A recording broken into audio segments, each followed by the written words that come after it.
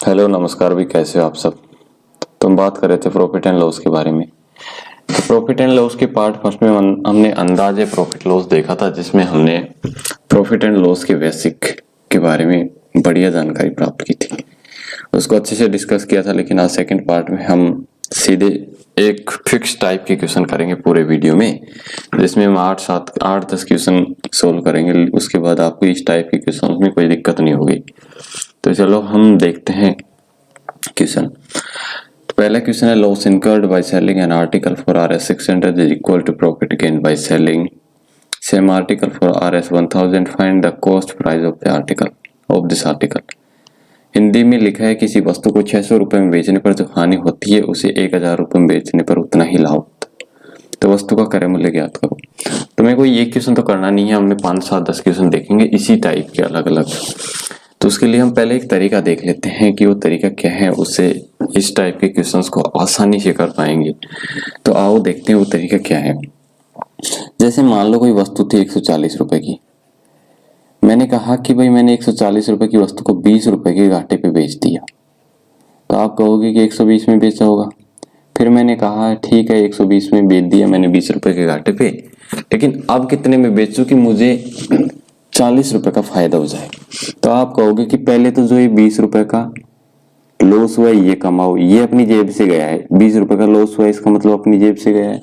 तो पहले तो ये जो लॉस हुआ है 20 रुपए का, ये कमाना पड़ेगा, अपनी जेब में रखेंगे। पहले तो 20 रुपए कमाएंगे, फिर उसके बाद में अगर हम 40 रुपए का प्रॉफिट कमाना चाहते हैं तो फिर प्रॉफिट के लिए 40 रुपए कमाएंगे। यानी कि हम यहां से यहां तक 40 रुपए का प्रॉफिट कमाने तक हमें 60 रुपए का और लेन देन करना पड़ेगा। 60 रुपए का लेन देन क्यों करना पड़ेगा? पहले तो जो हमें लॉस हो रहा था 20 रुपए का, वो कवर करना पड़ेगा, वो कमाना पड़ेगा। फिर उसके बाद 20 रुपए हमारी जेब में आ जाएंगे। उसके बाद हम 40 रुपए का फायदा कमाने के लिए 40 रुपए कमाने पड़ेंगे। यानी कि हमें 120 से 180 तक 40 रुपए का प्रॉफिट कमाने तक 60 रुपए का लेन देन ज्यादा करना पड़ेगा, जिसमें हमारा प्रॉफिट भी शामिल होगा और लॉस भी शामिल होगा। अगर इसी क्वेश्चन में देखा जाए तो ये बोला है कि लॉस और प्रॉफिट, जितना लॉस हुआ उतना ही प्रॉफिट हुआ है। इसका मतलब लॉस और प्रॉफिट का अनुपात 1:1 है। तो प्रॉफिट और लॉस, तो यहां से यहां तक की जो लेन देन हुई वो भी प्रॉफिट लॉस है, और एक 2 भी प्रॉफिट और लॉस है। इसका मतलब 2 की वैल्यू 60 है तो 1 की वैल्यू 30, 1 की वैल्यू होगी 30, तो ये हो जाएगी 1 की वैल्यू 30। तो अब इसका सीपी बताना होगा। तो हम करेंगे कि पहले अगर हमने 120 रुपए में वस्तु को बेचा था, 120 में बेचा था, हमें 30 का लॉस हुआ था, तो वस्तु कितने की थी? 150 की, 150 रुपए की वस्तु होगी। तो इसी तरीके से ये क्वेश्चन देखते हैं पहला। तो मैं इसको रफ कर दूं थोड़ा, ये बात आपको क्वेश्चन से ज्यादा अच्छे से क्लियर होगी। तो देखते हैं पहला क्वेश्चन। किसी वस्तु को 600 रुपए में बेचा, किसी वस्तु को 600 रुपए में बेचा तो उसे लॉस हो गया। तो उसने लॉस होने के बाद उसने 1000 रुपए में बेचा तो उसे प्रॉफिट हो गया। तो बोल रहा है जितना लॉस हुआ उतना ही प्रॉफिट है, यानी कि उसको लॉस और प्रॉफिट का अनुपात 1:1 है। तो उसने 600 से 1000 तक में कितना सफर तय किया? 1000 तक में 400 का सफर तय किया। तो ये 400 का सफर में क्या हुआ कि पहले तो उसने जो, या मान लो उसका सीपी था, तो उससे जो लॉस हो रहा था वो कवर कर लिया, फिर इधर प्रॉफिट कमा लिया। यानी कि यहाँ से यहाँ तक 400 का सफर तय किया। तो 400 के सफर में लॉस और प्रॉफिट दोनों था। तो लॉस और प्रॉफिट कितना है? 2। तो 2 की वैल्यू 400, तो 1 की वैल्यू कितनी हो गई? 200। तो ये पूछा है सीपी कितना है? तो 600 रुपए में बेचा तो 200 का उसे घाटा हो गया। तो वस्तु कितने की थी? 800 रुपए की वस्तु थी। यही हमसे पूछे। नेक्स्ट क्वेश्चन देखते हैं। इसमें लिखा है, Anu sold an article for RS 480 at same profit had she sold it for RS 400, then there would have been a loss equal to 1/3 of the initial profit. What was the cost price of the article? Anu ने कुछ लाभ पर एक वस्तु को 480 रुपए में बेचा। अगर उसने उसे 400 रुपए में बेचा होता तो शुरुआती लाभ के 1/3 के बराबर, शुरुआती लाभ के 1/3 के बराबर उसे नुकसान होता। वस्तु की वास्तविक लागत मूल्य क्या है, क्या थी पूछा। जब वस्तु को उसने 480 में बेचा तो उसे हुआ प्रॉफिट, और जब उसने वस्तु को 400 में बेचा तो उसे हुआ लॉस। तो उसने 480 में बेचकर प्रॉफिट कमाया था, 480 में लॉस कमाया था, तो उसका अनुपात कितना है, उसे जो लाभ हुआ था उसका 1/3 के बराबर नुकसान हुआ है। 1/3 यानी प्रॉफिट अगर 3 था तो उसका लॉस कितना है, 1। 3 का 1/3 यानी 1। जब उसने 480 में बेचा था तो उसे प्रॉफिट हुआ था, और 400 में बेचा तो लॉस, यानी पहले तो उसको जो प्रॉफिट हुआ था वो गवा दिया उसने, फिर उसके बाद में उसने जो और लॉस कमाया वो गवा दिया। तो 480 से 400 तक उसने 80 रुपए का सफर तय किया है, और ये 80 रुपए का सफर में लॉस और प्रॉफिट दोनों शामिल है। जबकि प्रॉफिट और लॉस की वैल्यू कितनी है, 3 + 1 4, यानी 4 की वैल्यू 80, तो 1 की वैल्यू कितनी हो गई, 20। उसने वस्तु को 400 रुपए में बेचा और 20 रुपए का लॉस हुआ, तो वस्तु कितने की थी, 420 रुपए की। यही हमसे पूछा है कि उसने 480 से 400 तक 80 रुपए का सफर तय किया, जबकि प्रॉफिट और लॉस भी 3:1 था, जिसकी वैल्यू 4, तो 4 की वैल्यू 80, तो 1 की वैल्यू 20 थी। तो 400 में बेचकर उसे 20 का लॉस हुआ था, तो वस्तु 420 की थी। नेक्स्ट क्वेश्चन देखते हैं। Loss incurred by selling on article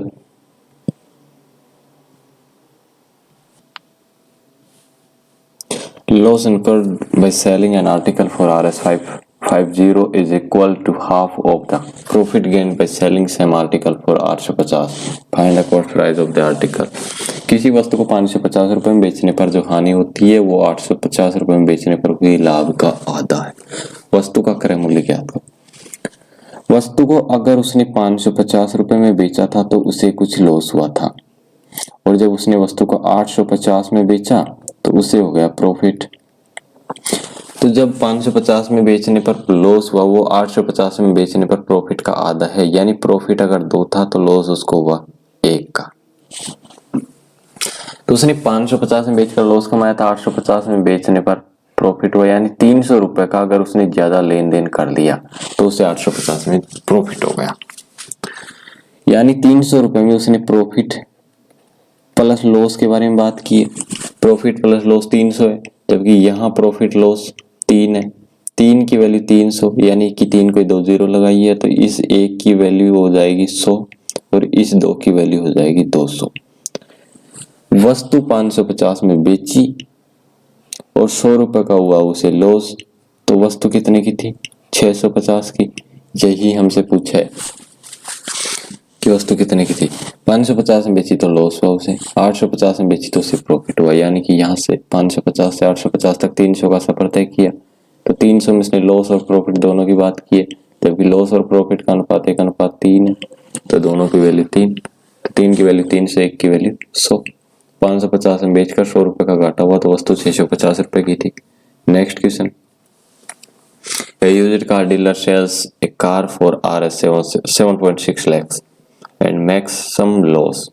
If he had sold it for Rs 9.2 lakhs, his profit would have been thrice his loss. What was the cost price of the car in Rs lakhs? एक used car dealer किसी car को 7.6 लाख रुपए में बेचता है और उसे कुछ नुकसान होता है। यदि वह उसे 9.2 लाख रुपए में बेचता है तो उसका लाभ उसकी हानि का 3 गुना होता है। कार का क्रय मूल्य क्या होगा, लाख रुपए में। जब उसने वस्तु को 7.6 लाख रुपए में बेची तो उसे हुआ लॉस, तो उसने वस्तु को बाद में जाके 9.2 लाख में बेच दी। 9.2 लाख में बेची तो उसे प्रॉफिट हो गया। जब पहले उसको जितना लॉस हो रहा था उसका 3 गुना उसे प्रॉफिट हो गया 9.2 लाख में बेचने पर। तो 7.6 से 9.2 लाख तक उसने कितने रुपए का लेन देन ज्यादा किया। 7.6 का मतलब 7,60,000 और 9.2 का मतलब 9,20,000, यानी कि उसने 1,60,000 रुपए का लेन देन ज्यादा किया है। जब उसने 1,60,000 रुपए का लेन देन ज्यादा किया है तो उसे 1 के लॉस की जगह 3 का प्रॉफिट हो गया। जबकि 1,60,000 में प्रॉफिट प्लस लॉस दोनों है, और यहाँ प्रॉफिट और लॉस कितना है 4। 4 की वैल्यू 1,60,000, तो 1 की वैल्यू हो गई 40,000। इसका मतलब हो गया ये 40,000 रुपए, 40,000। उसने 7.6 लाख 7,60,000 में बेचा और 40,000 रुपए का उसे घाटा हुआ, तो वस्तु कितने की थी 8 लाख रुपए की। आई बात समझ में? अगर नहीं आई हो तो एक बार फिर देख लो। भाई 7.6 लाख में बेचा तो उसे लॉस हुआ, फिर उसे 9.2 लाख में बेचा तो उसे जितना लॉस हुआ था उसका 3 गुना प्रॉफिट हुआ। 7.6 लाख से 9.2 लाख में उसने अगर 1,60,000 रुपए की लेन देन ज्यादा की, जो कि प्रॉफिट और लॉस है, तो 4 की वैल्यू 1,60,000, तो 1 की वैल्यू 40,000। 7.6 लाख में बेचकर उसे 40,000 रुपए का लॉस हुआ था, तो वस्तु कितने की थी 8 लाख की। नेक्स्ट क्वेश्चन देखते हैं।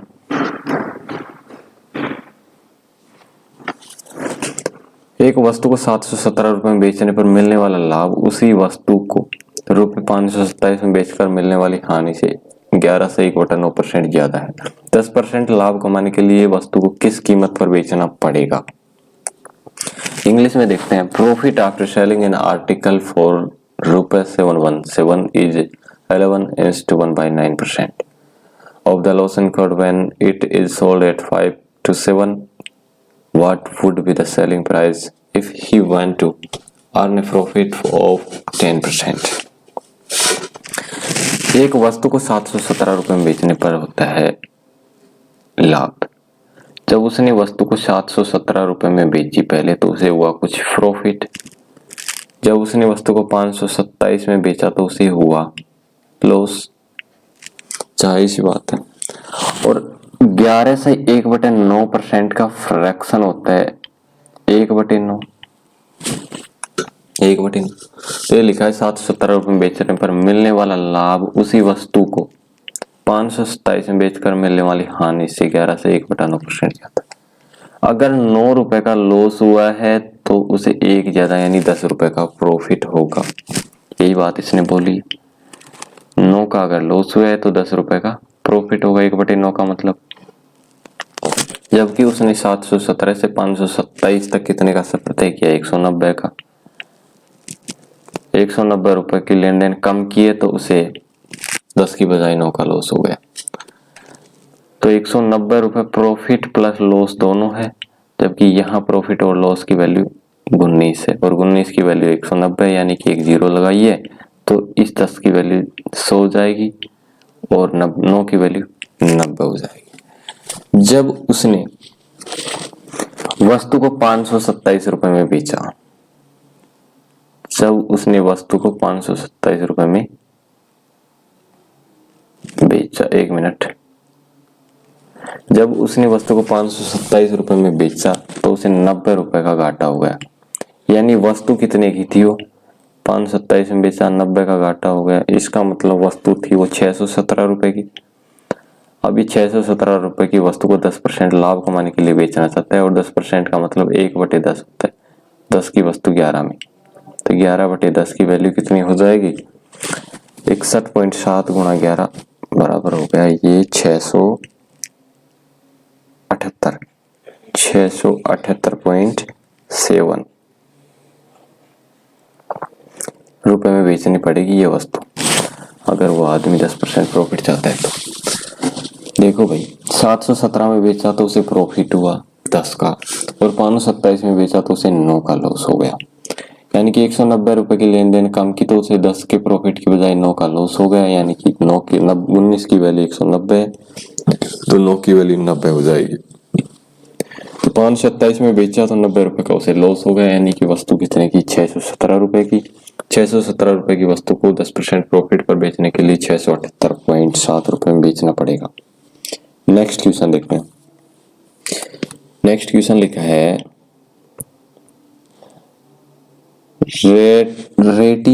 Ratio of loss incurred by selling an article for Rs 820 and profit gained by selling some article for Rs 957 and ratio 6 find the cost price of the article। किसी वस्तु को 820 रुपए में बेचने पर जो हानि होती है और वस्तु को 950 रुपए में बेचने पर जो लाभ होता है उसका अनुपात 7:6 है। 820 रुपए में बेचता है तो उसे 7 रुपए का प्रॉफिट होता है। ओ सॉरी,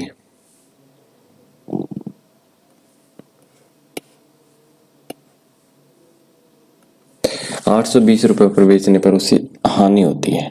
820 रुपए पर बेचने पर उसे हानि होती है और 950 रुपए में बेचने पर उसे प्रॉफिट होता है। 820 में बेचा, लॉस हो गया, 950 में बेचा तो उसे प्रॉफिट हो गया।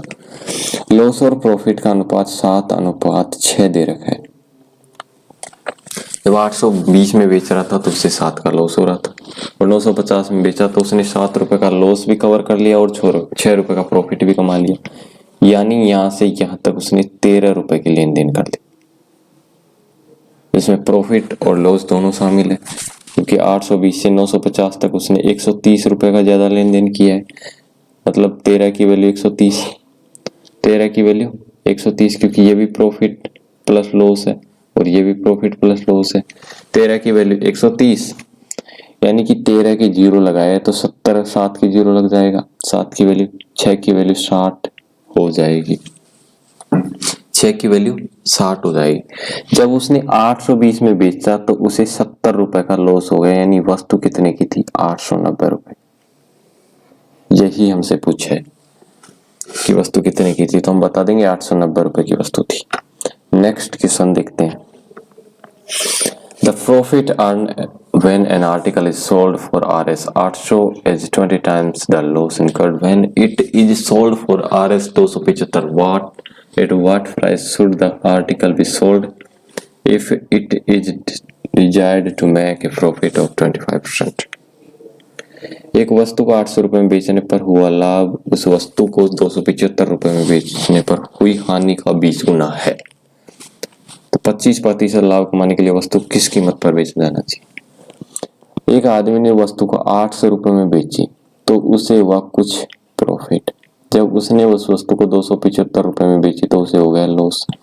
तो बोल रहे हैं कि 275 रुपए में बेचने पर जो हानि होती है ना, उसका 20 गुना लाभ होता है जब वस्तु को 800 में बेचते हैं। यानी कि अगर लॉस 1 था तो प्रॉफिट होगा 20। बेचने पर हुई हानि का 20 गुना है।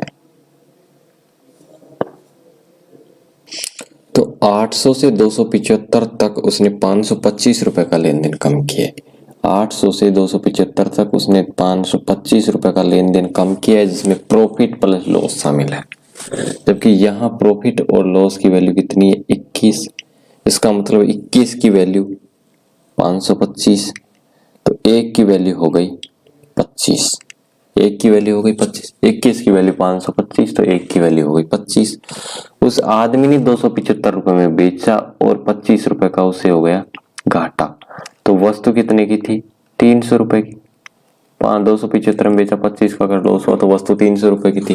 वो कह रहा है 300 रुपए की वस्तु को 25% लाभ कमाने के लिए कितने पर बेचे? और 25% का मतलब होता है 1/4। 1/4 यानी 4 की वस्तु थी तो 1 का लाभ कमाकर कितने में बेची? 5 में। 4/5, ओ सॉरी 5/4 में बेचनी पड़ेगी उसे वस्तु। 5/4 में 4 की वस्तु थी, 1 का लाभ हुआ तो कितने में बेची? 5 में। तो 4 की वस्तु 1 लाभ 5 में बेच दी। तो 300 गुणा 5/4 बराबर होगा 375। 375 रुपए में वो वस्तु उस आदमी को बेचनी पड़ेगी अब, जब वो चाहता है 25% लाभ कमाना। नेक्स्ट क्वेश्चन, इसमें बोला है किसी वस्तु को 950 रुपए में बेचने से होने वाली हानि से 20% से अधिक लाभ प्राप्त होता है। यदि वस्तु को 1060 रुपए में बेचा जाए तो बताए वस्तु का विक्रय मूल्य कितना होगा यदि दुकानदार इसे 32% लाभ कमाकर बेचना चाहे। जब वो किसी वस्तु को 950 रुपए में बेचने की बात करते हैं तो उसे कुछ लॉस होता है। और जब 1060 रुपए में बेचता है तो उसे लॉस से 20% ज्यादा प्रॉफिट होता है। ये बात बोली है उसने कि उसने जब वस्तु को 950 रुपए में बेची तो उसे हुआ लॉस, और 1060 में बेची तो उसे हुआ प्रॉफिट। तो प्रॉफिट कितना हुआ? 20% से अधिक, यानी कि 20% का मतलब 1/5। अगर 5 का पहले लॉस हो रहा था तो एक ज्यादा उसे 6 रुपए का होगा प्रॉफिट। 950 से 1060 तक उसने 110 रुपए का लेन देन ज्यादा किया है।